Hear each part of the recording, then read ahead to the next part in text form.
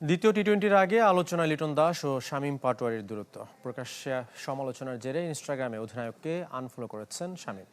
দুজনের এমন কাণ্ডে তাদের পেশাদারিত্ব নিয়ে উঠেছে প্রশ্ন। মুখোমুখি লিটন দাস ও শামীম পাটোয়ারি জাতীয় দলের সতীর্থ হলেও ২২ গজের বাইরে এখন স্পষ্ট দুজনার বৈরিতা। ঘটনার সূত্রপাত সোমবার ওয়েস্ট ইন্ডিজের বিপক্ষে প্রথম টি-টোয়েন্টির পর চট্টগ্রামের ১৬ রানে ম্যাচ হেরে শামীমের দায়িত্ব জ্ঞানহীন ব্যাটিং নিয়ে প্রকাশ্যে সমালোচনা করেন অধিনায়ক লিটন। শামীমের ব্যাটিংয়ে আমি খুবই হতাশ হয়েছি। সে যেভাবে ব্যাটিং করেছে তাকে আরও চিন্তা করতে হবে। প্রতিবার উইকেটে গিয়েই আপনি উপভোগ করতে পারবেন না, কখনো কখনো দায়িত্বও নিতে হবে, তার এটা করতে হবে। অধিনায়কের কড়া মন্তব্য অবশ্য ভালোভাবে নেননি শামীম পাটোয়ারি। ম্যাচ শেষেই ইনস্টাগ্রামে আনফলো করেন লিটনকে। যদিও সাম্প্রতিক পারফরম্যান্স কথা বলছে তার বিপক্ষে। শেষ ৪ টি-টোয়েন্টিতে করেছেন মাত্র ৩৪ রান, দুটিতে শূন্য। তার চেয়েও গুরুত্বপূর্ণ তার দৃষ্টিকটু আউট। প্রশ্ন উঠেছে লিটনের বক্তব্য নিয়ে।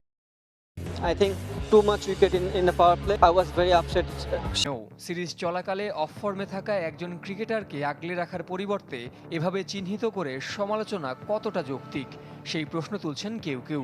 সিরিজ চলাকালে দুই ক্রিকেটারের এমন আচরণ কতটা পেশাদার, আছে এমন প্রশ্ন। ব্যাটারদের ব্যর্থতায় ম্যাচ হেরেছি, বিশেষ করে শামীম জঘন্য ব্যাটার। আমরা পরের ২ ম্যাচ জিতে সিরিজ জিতব ইনশাআল্লাহ।